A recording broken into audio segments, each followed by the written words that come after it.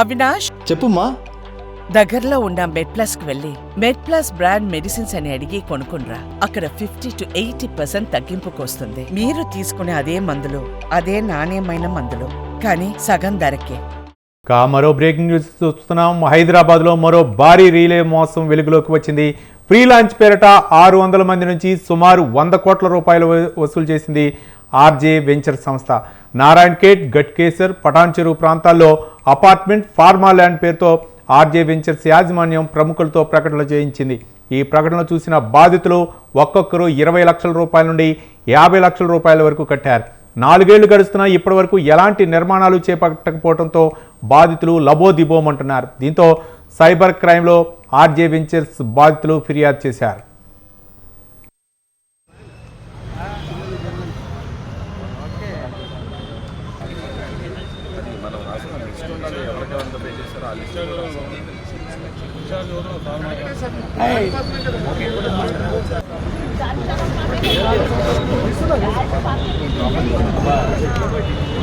ఒకటి కద్దనూరు, గట్కేసరి, farm lands, resorts.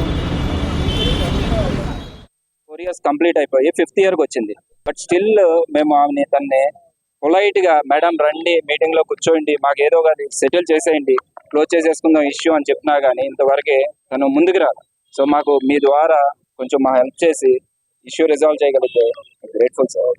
Almost 1 month లో నియర్లీ 10 meetings అయినాయి. 10 meetings లో రండి మేడం కూర్చుందాం, మాట్లాడదాం, ఇచ్చేసేయండి, మాకు ఏదో ఒకటి ఇచ్చేసి రిజిస్ట్రేషన్ చేయండి అని అంటే వచ్చి చివరికి మీటింగ్ వరకు వచ్చి వెళ్ళిపోయారు సార్. కనీసం ఏదో ఒకటి మేము బాధితులం కాబట్టి దానికి తగ్గట్టు పరిహారం మాకు అందించేస్తే మేము ఈ ఇష్యూలో మేము ఇన్వాల్వ్ కాదలుచుకోవాలి సార్. ఓవరాల్ గా మొత్తం అమౌంట్ మాకు ఇప్పుడు ప్రజెంట్ ఇక్కడికి వచ్చిన వాళ్ళు అయిగా more than 10 CR పైనే ఉంది sir. more than 10 CR overall వచ్చి ఆల్మోస్ట్ 150 CR ఉంటుంది సార్. 600+ కస్టమర్స్ ఉన్నారు. ఫస్ట్ 5 to 10 lakhs అందరం కూడా అడ్వాన్స్ ఇచ్చేసాం. మరి మాకు నమ్మకం ఎలా అంటే వితిన్ 2 to 3 months సుధారాణి గారు ఏమన్నారంటే వితిన్ 2 to 3 months మేము అన్ని పర్మిషన్స్ తీసుకొస్తాము, మేము వర్క్ స్టార్ట్ చేసిన తర్వాతనే, పర్మిషన్ వచ్చిన తర్వాతనే మీరు రిమైనింగ్ డబ్బులు అన్నీ ఇవ్వాలి, అంటే కన్స్ట్రక్షన్కి ప్రీ లాంచ్ ఆఫర్ కాబట్టి ముందే డబ్బులు అన్నీ ఇవ్వాలి అన్నారు. అలా 1 year తర్వాత HMDA పర్మిషన్ వచ్చిన తర్వాతనే మేమందరం కూడా ఇక్కడ ఉన్న వాళ్ళని నేనైతే 30 lakhs కట్టానండి. ఇక్కడ ఉన్న వాళ్ళందరూ కూడా 30 to 45 lakhs వాళ్ళ అపార్ట్మెంట్ యొక్క స్క్వేర్ ఫీట్ ఏరియాని బట్టి మొత్తం పే చేయడం జరిగింది. ఒకవేళ ఇవ్వకపోతే ప్రతి నెల మేము తీసుకున్న ఏరియాని బట్టి 6,000 to 8,000 రెంట్ ఇస్తామన్నారు. అంత నమ్మబలికారు, అంత చీటింగ్ చేశారు. దీని తర్వాత వాళ్ళు మాకు అది ఇవ్వలేదు. నేను 15 లక్షలు 2020 అక్టోబర్లో కట్టా. 2021లో 36 లక్షలు కట్టా. మొత్తం నా 50 లక్షలు ఉన్నాయి. ఇప్పటికి దగ్గర 3-4 సంవత్సరాలు అయిపోయింది. బ్యాంకులో పెట్టిన నా డబ్బులు ఆల్మోస్ట్ 40-50% అవుతుంది. సో మేమేమంటాం, మీరు ఏమన్నా చేసుకుని మా డబ్బులు మాకు ఇంట్రెస్ట్ తోటి ఇవ్వండి, మా కాంపన్సేషన్ చేయండి.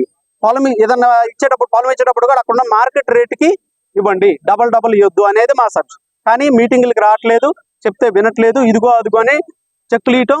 6 నెలలు ఇప్పుడు ఎవరన్నా పంచాయతీకి వచ్చారు, 3 నెలలు 6 నెలలు చెక్కులు ఇస్తారు. ఆ చెక్కులు ఇచ్చారంటే పెద్దవాళ్ళు ఏమంటారు, చెక్కులు తీసుకుని వెళ్ళి అంటారు. ఆ చెక్కులు పాస్ అవ్వవు, ఆ చెక్కులు ఎక్స్టెండ్ అవుతాయి. ఈ విధంగా జరిగే 4 సంవత్సరాలు అయిపోయింది. ఇక ఉన్నారు సోదరాణి గారు, తర్వాత చక్క భాస్కర్ గారు, వాళ్ళు ఉన్నారు. వాళ్ళు ముందుకు వచ్చి ఎవరైతే బాధితులు అయ్యారో వాళ్ళకి సెటిల్ చేయాలనేది మా కోరిక. ఇచ్చిన సొమ్ము సార్ అది. ఆ అబ్బాయి బయటికి ఎంటేస్తున్నాడు సార్. నన్ను పెట్టే బాధ అంతెంత కాదు మా కూతురు. నేను ఇంత బాధపడుతుంటే కూడా ఒక్కసారి వచ్చి మా అమ్మాయి నాకు ఇచ్చిన కట్నం కింద సొమ్ము నాకు ఇవ్వండి అని అంటే, నువ్వు మర్యాదగా మాట్లాడు, ఎంతవరకు మాట్లాడాలి అంతవరకే మాట్లాడు, నువ్వు అంటవేందో నువ్వు అన్నదానికి నువ్వు మర్యాదగా మాట్లాడు, గెట్ అవుట్ అని సంబోధిస్తుంది సార్. అందుకని నా కూతురికి ఇప్పించిన కట్నం కింద సొమ్ము సార్. నేను 35 లక్షలు కట్టాను సార్, కాగితాలతో సహా నేను పెట్టుకొని ఉన్నాను. నాకు ఒక అమ్మాయి కట్నం కింద ఇచ్చిన సొమ్ము సార్ నేను 2020లో కట్టాను సార్. ఇప్పటి వరకు కనీసం ఎన్నిసార్లు ఫోన్ చేసినా ఫోన్ ఎత్తదు సార్. ఆ భాస్కర్ గుప్తా కానీ ఆమె కానీ ఫోన్ ఎత్తదండి. ఎన్నిసార్లు నా ఫోన్ ఎత్తదు. నేను ఎవరి చేత ఇన్ఫర్మేషన్ తెప్పించుకొని వెళ్ళిపోతే, నీకు ఎవరు చెప్పారు, నువ్వు ఎందుకు వచ్చావు, నీకు సెటిల్ చేయను, నువ్వేం చేసుకుంటావో చేసుకో కింద ఇచ్చిన సొమ్ము సార్. విపరీతంగా యాడ్స్ ఇచ్చేసి కోటి గారితో వేరే వాళ్ళతో యాడ్స్ ఇప్పించేసి నారాయణ ఖేడ్ కారాముండిలో యాడ్స్ ఇప్పించేసి అమౌంట్ కలెక్ట్ చేశారు. డెవలప్మెంట్ లేదు, బిల్డింగ్స్ కట్టట్లేదు. గట్కేసర్ లేదు, కర్దనూరు లేదు, కారామంగి, నారాయణఖేడ్ లేదు. మెయిన్ ప్రాబ్లం అది.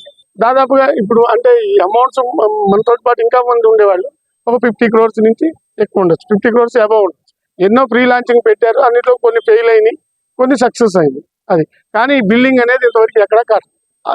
ల్యాండ్సే కొంటారు, ఇంకా ఏం కొంటారు? ల్యాండ్సే కొంటారు. ఇప్పుడు ల్యాండ్స్ ఉన్నాయి, వాళ్ళు సెటిల్ చేయదలుచుకుంటే సెటిల్ చేసేయచ్చు. 4 సంవత్సరాలు అయిపోయింది. 2020లో నుంచి స్టార్ట్ అయింది బిజినెస్.